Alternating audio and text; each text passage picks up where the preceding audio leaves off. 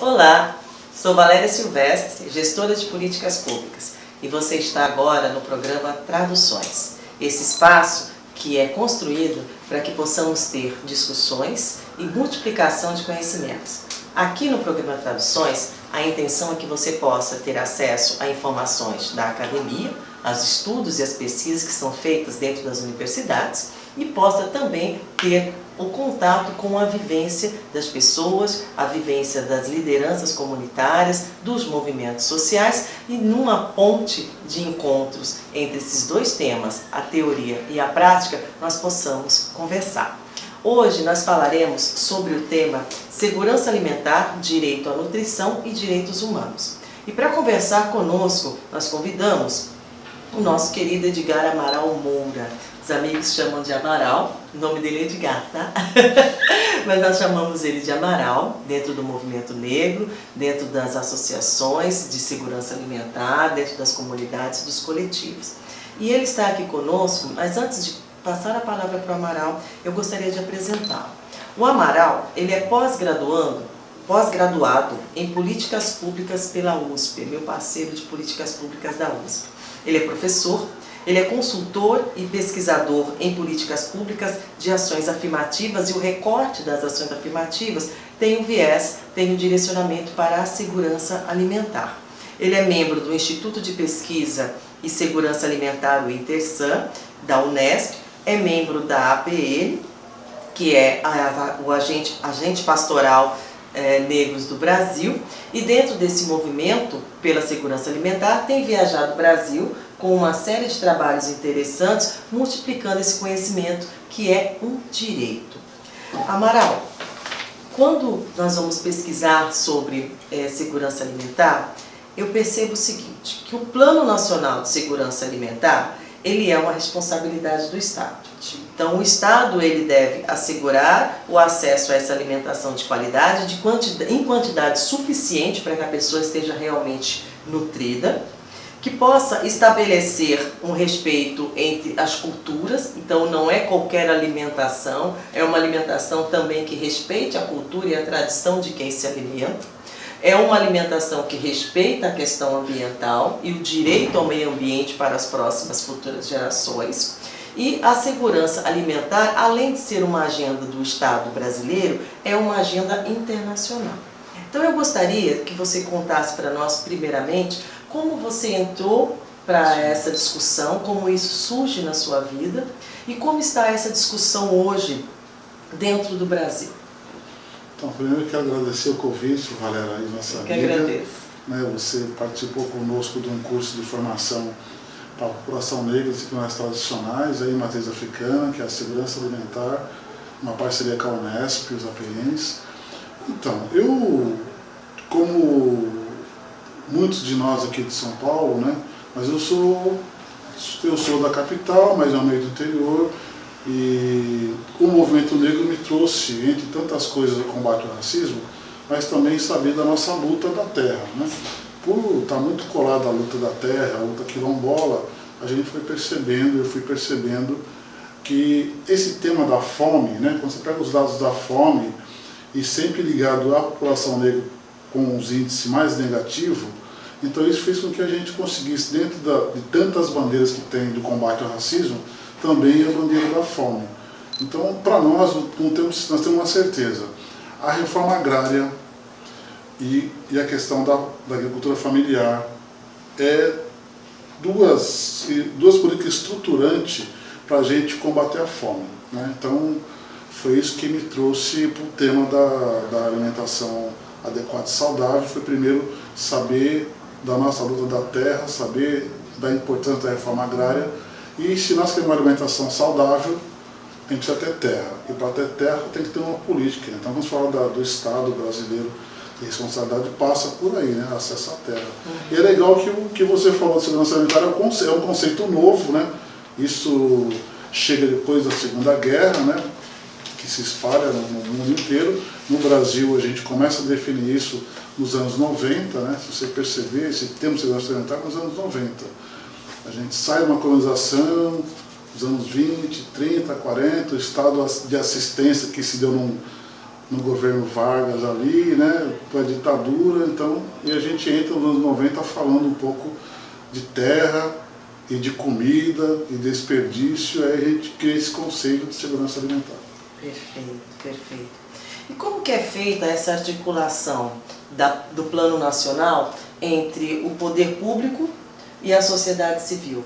Como que se dá essa articulação? Quais são os instrumentos, quais são os meios que acontecem e como nós que estamos dentro dessa nação brasileira, como nós como cidadãos, podemos colaborar para que essa ponte seja realmente mais fortalecida? Sim. Por que eu digo isso? Porque eu comecei a escutar o assunto segurança alimentar com vocês, né, participando de um projeto há 2, 3 anos atrás, dentro de um assentamento do MST, né, em Franco da Rocha, e com esse assentamento, frequentando lá, que eu fui conhecer o que é uma agricultura familiar, como é o desenvolvimento e a luta pela terra e a luta dessas famílias, principalmente para se manter na terra, né, a dificuldade de escoar um produto de extrema qualidade.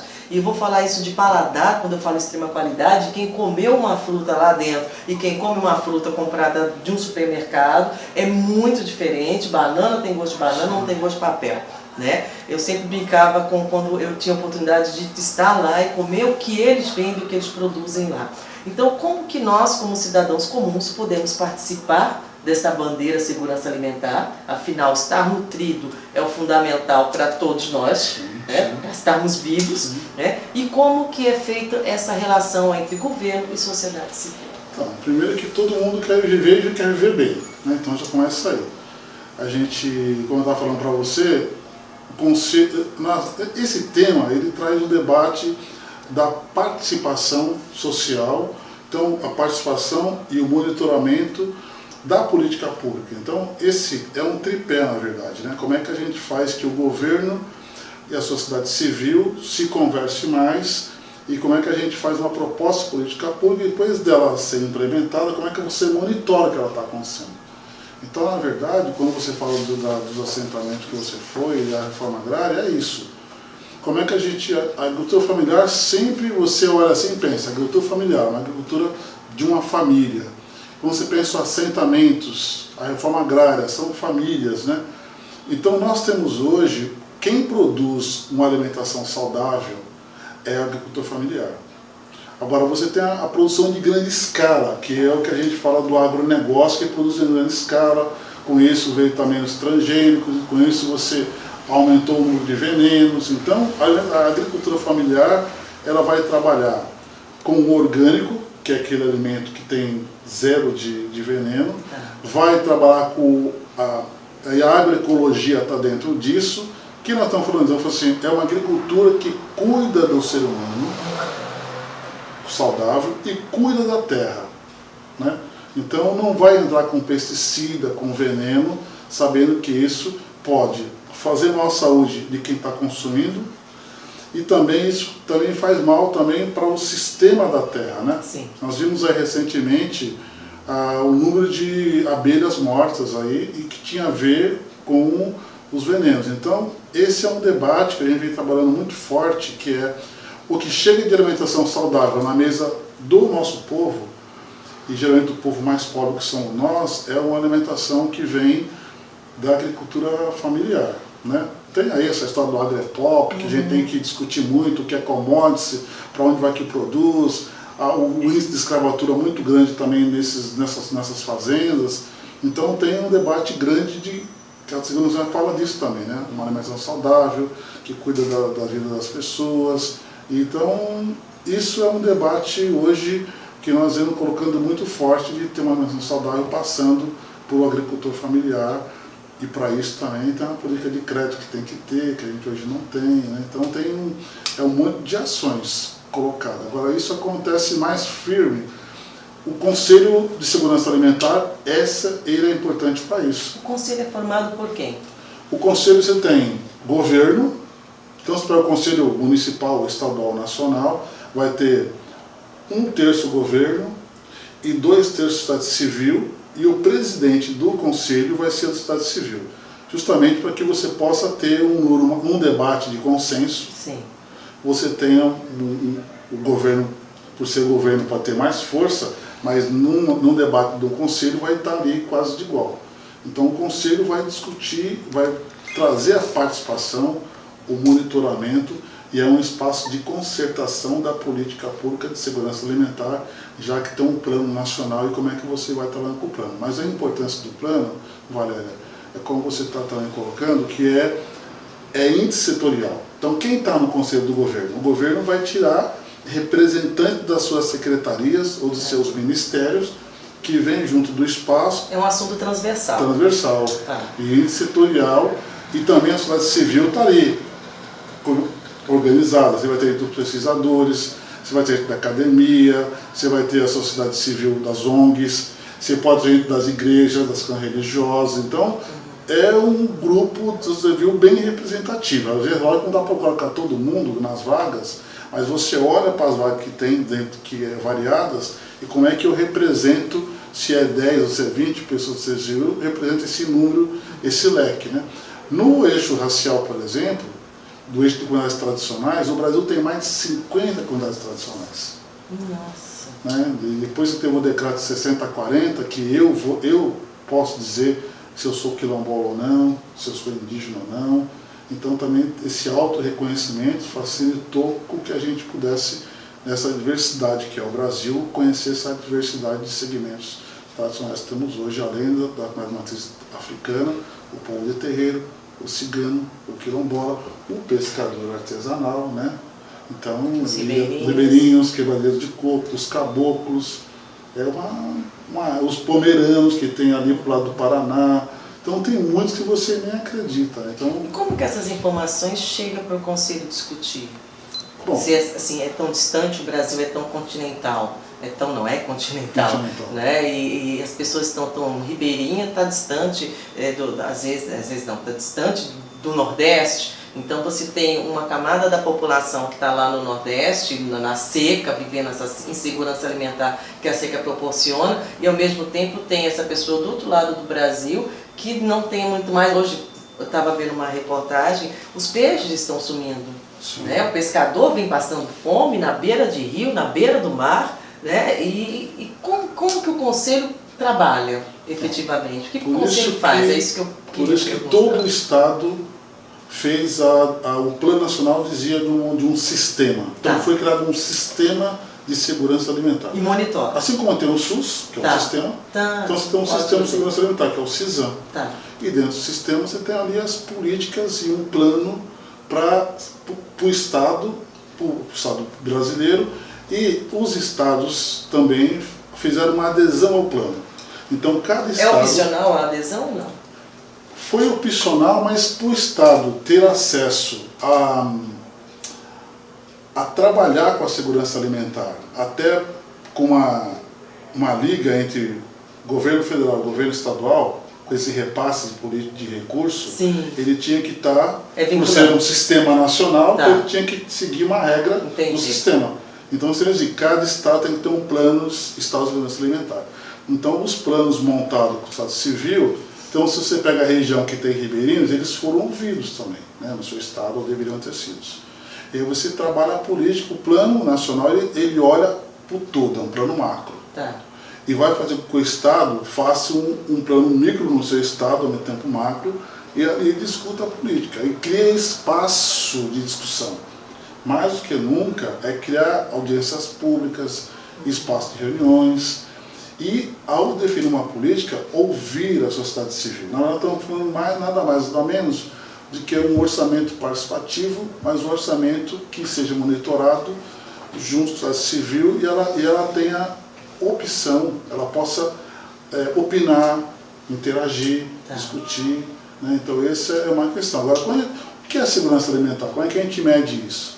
Então a gente pode falar que a gente vê ou falar isso desde o médico Zé de Castro, que fala da seca, como você falou, e a gente hoje consegue olhar qual a política que eu possa fazer, ou político programa, que eu possa acabar com a insegurança alimentar daquele estado. O que acarreta a segurança alimentar? Então você falou uma coisa da seca. Então o que nós temos que fazer para acabar com a seca, para ir diminuindo também a segurança alimentar.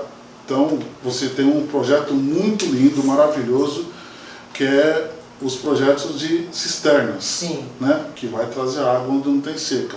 Só a água dá resultado? Não. A água e outras políticas. Então, o acesso a sementes de qualidade. Semente de qualidade. E se você perceber, o Conselho já está... O Conselho de Segurança Alimentar Nacional existe há muitos anos, antes de 2003. O que foi feito de 2003 para cá... Eu vou fazer essa pergunta agora, um recorte de 10 anos. Isso. Avanço. Qual é o avanço? Ah, mas o Conselho existe desde os anos 90, existe. Teve o Conselho lá, quando entrou o Fernando Henrique, o Conselho parou. Quando entra o governo Lula, ele abre novamente o Conselho e o povo começa a fazer a participação. Mas o Betinho, o Zé de Castro falava da fome e tinha um desenho, tem um livro muito importante, que tem a Geografia da Fome, um dos livros dele muito bom. E a gente pensava que a fome estava ligada com a seca só, né? Então você pensa que a fome está no Nordeste. Não, a fome está no Brasil todo. Quando você define o que é a fome, então você consegue ver que a fome está no Brasil todo. Buscando terra, que é a luta dos indígenas, comunidades tradicionais. Né? Então, em 2013, a gente entra com o governo entra e fala, vamos ativar o Conselho e vamos ouvir a sociedade civil. Então, a gente começou a fomentar isso, esse debate. O Betinho, naquela época, também estava trazendo que o povo tem fome. Sim. Ia trabalhar com as cestas de alimentos, aquela campanha maravilhosa que teve, ação de cidadania, e o governo entra e faz o Fome Zero. Onde o Lula fala que tem que ter 5 alimentação por dia. É lógico que as nutricionistas tinham uma outra ideia da alimentação, né, de nutrição, mas esse segurança alimentar várias ações respeitando a tradição, né, da cultura. E isso como é que eu posso definir? Como é que uma pessoa, um pescador, um filho de um pescador, vai para a escola e ele não tem acesso ao peixe? Qual que é a cultura dele ali? Então, se ele come peixe, aqui em São Paulo falamos mandioca, mas um peixe, um aipim, uma castanha, tem algumas questões culturais regionais. Então, na escola tem que ter isso. Então, com isso também, a gente faz um programa que o PNAE existe há muitos anos, a gente traz que na alimentação escolar, 30% do que é servido tem que ser da agricultura familiar. Certo. E desse 30% da alimentação, a gente tem que pensar na segurança alimentar, nesse desenho que você colocou, respeitando as culturas e as tradições dentro das escolas. Né? Então, é um arcabouço de questões que, fechando, você vai encanar com uma alimentação saudável e adequada. Voltando a falar da agricultura familiar, você tocou nesse ponto que é muito importante, são 30% da merenda escolar vem da agricultura familiar. 30 é uma lei. Isso, é uma lei. Hoje, 70% de toda a alimentação do Brasil vem da agricultura familiar. Então, se eu tenho um governo, se eu tenho uma política que não valoriza a permanência na terra, que eu não considero a importância da agricultura familiar, eu coloco em risco a segurança alimentar. Ou eu estou entendendo? Não, você está certíssimo. Quando a gente diz que a insegurança alimentar eu vou medir pela EBIA, né, que é uma escala brasileira de insegurança alimentar, e eu vou medir isso com um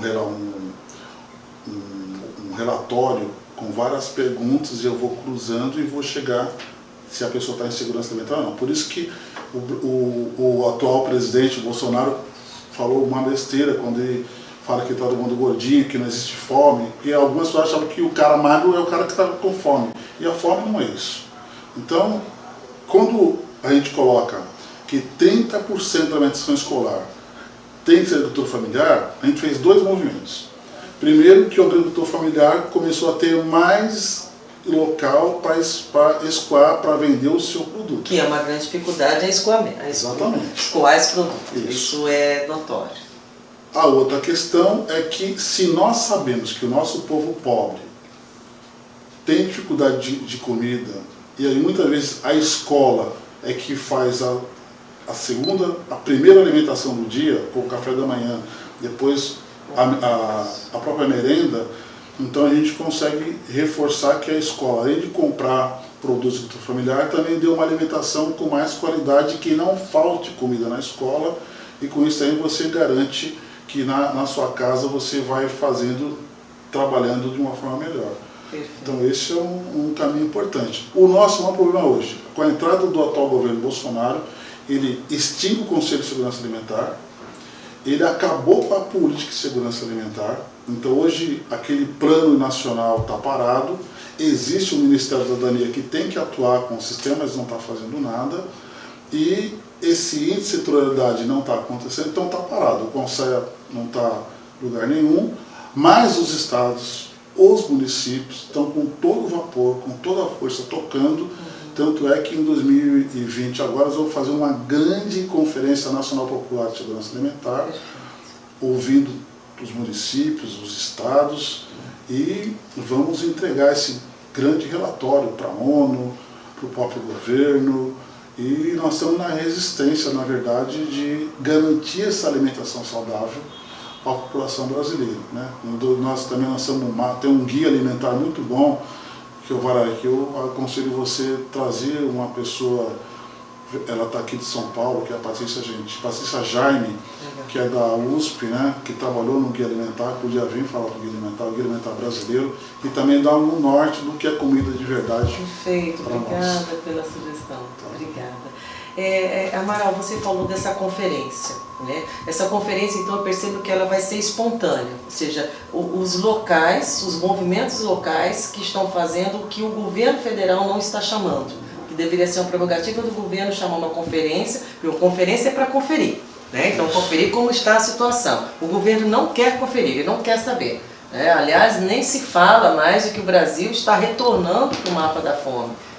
Isso está debaixo do tapete. As pessoas voltaram a sentir fome, voltaram a passar necessidades, gordinho ou magrinho, elas estão tendo menor acesso à alimentação, a alimentação está caríssima, alimentar-se cada vez mais está mais difícil, alimentar-se com qualidade é pior ainda. Eu tive acesso a uma pesquisa ainda muito pequena, mas que indicava que, por exemplo, na segunda-feira as escolas gastam mais com merenda quando as crianças retornam do final de semana, porque essas crianças voltam com fome de comida, né? Então a gente tem uma situação real, que a fome está retornando para o Brasil de uma forma feroz, e ao mesmo tempo tem um governo que não olha mais para vocês, para o trabalho que vocês estão fazendo. Mas o interessante, que eu gostaria que você frisasse bastante isso para nós encerrarmos, é a importância dessa mobilização como indivíduo, como sujeito, né, que se une, se coloca num coletivo, se coloca em união e não vai deixar morrer esse assunto e não vai deixar morrer essa bandeira. Então eu gostaria que falasse um pouco mais, realmente frisasse mais essa conferência, como isso vai acontecer e como nós, da sociedade civil, nós que não somos do Conselho, que não pensávamos nesse assunto até o momento, como nós vamos poder ajudar vocês? Ou melhor, nos ajudar. O primeiro passo é todo município, todo estado tem um conselho municipal ou estadual.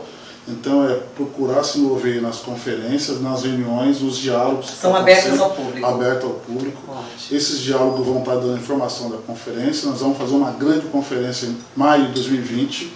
O local talvez seja na Bahia, talvez seja no Maranhão, mas o principal é que ter um relatório para ouvir. Por isso que o seu programa é de fundamental importância, porque é um espaço de a gente ouvir as pessoas, né? E ela saber que ela pode dar informação, ela pode dar a sua opinião, e os espaços estão aí dentro das escolas, né, fora das escolas. É lógico que nós estamos aumentando o número de população de rua, o desemprego, né? A gente está vendo o êxodo rural, né, o pessoal vindo para a cidade, então a gente passou um período que não estava acontecendo isso. Quem disse que o Brasil está no mapa da fome não fomos nós do Brasil. Quem disse foi a FAO, um relatório que a FAO construiu. Conta para nós rapidamente o que é a FAO, para quem não conhece. A FAO, na verdade, é a Organização das Nações Unidas e tem um departamento dela que cuida da alimentação, né? Então tem organismos que cuidam da alimentação. Então, na verdade, é esse organismo que com o mapa, com o relatório, e verifica que o Brasil saiu do mapa da fome, né? É lógico que saiu do mapa da fome é que a gente tirou um número muito alto da linha da pobreza extrema, né? Então, com isso a gente sai do mapa da fome. Agora aqui tem uma média. Olha o que a gente vê hoje, as ruas cheias de morador de rua, o pessoal com desemprego. Então sem moradia, né? Ou quem tem casa não tem comida. Então é terrível. Agora temos uma resistência, né? Isso está acontecendo via governo federal. Alguns governos estaduais também estão com dificuldade de entender o tema. São Paulo, por exemplo, ainda não chamou a conferência estadual, ainda não chamou o conselho para conversar. Estamos aguardando que o governo de São Paulo chame o conselho para conversar. Mas o governo de São Paulo tem como governador quem queria colocar uma ração, ou seja, que não valoriza essa alimentação. Será que a gente vai conseguir uma conversa dessa com esse governo que está aí? Vamos conseguir porque o governo tem um plano estadual. Tá. O governo tem um conselho. O governo tem uma sociedade civil organizada, entre ela você e nós que estamos aqui, né? E o Brasil todo organizado. Então a nossa resistência vai fazer com que o governo ande, né? Perfeito. Tem uma fala que o governo é igual o feijão, né? Só funciona com panela de pressão. Então nós somos a panela de pressão para fazer o governo andar e mesmo nessa lentidão fazer ele avançar uma política, porque o índice de nutrição vai aumentar, o índice das pessoas morrendo por fome vai aumentar, a fome vai trazer outras doenças. Então na verdade nós vamos resistir.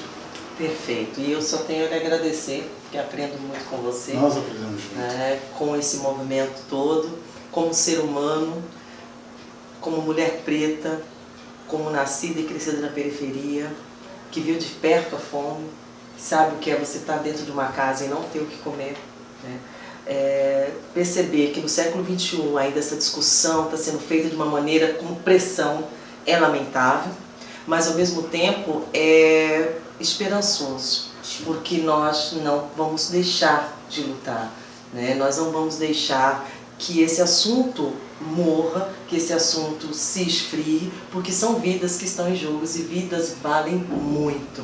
Eu te agradeço imensamente ter vindo para cá, né?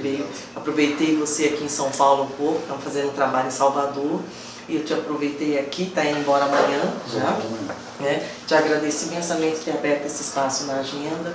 Para você que nos assistiu até o momento, agradeço muitíssimo, agradeço a equipe que está aqui, né, a equipe de filmagem, de edição, muito obrigada pela dedicação.